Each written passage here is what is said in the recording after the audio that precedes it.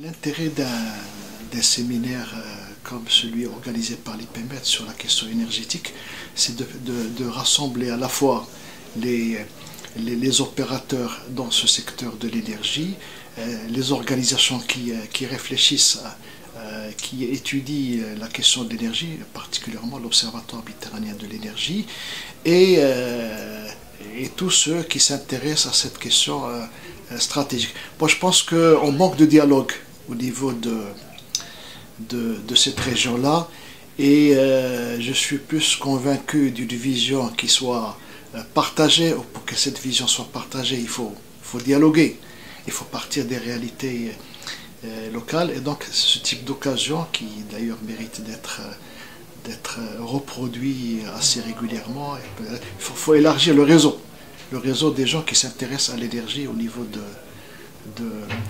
la Méditerranée, pour mieux comprendre les problématiques, parce qu'il y a des spécificités régionales et locales dont il va falloir tenir compte pour l'élaboration de cette vision globale de l'énergie à l'échelle de la Méditerranée.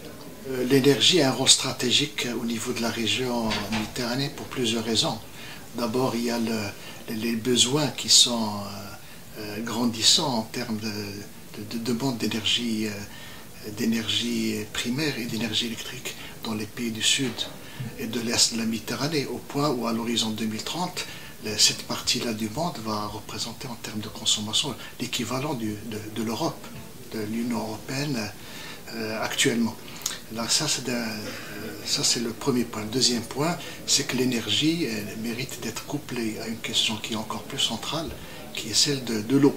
Parce que la région, et surtout les pays européens du Sud et les pays du Sud de la Méditerranée vont manquer énormément d'eau, et ça en relation donc avec la question du changement climatique. Et certains pays au sud de la Méditerranée ont même aujourd'hui sont dans un niveau de pénurie en termes d'eau.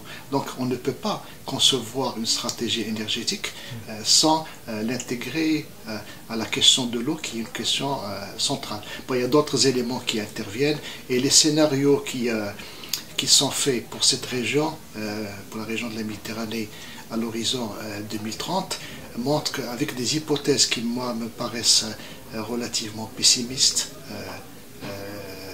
en termes de croissance économique, on arrive à des scénarios qui ne sont pas soutenables.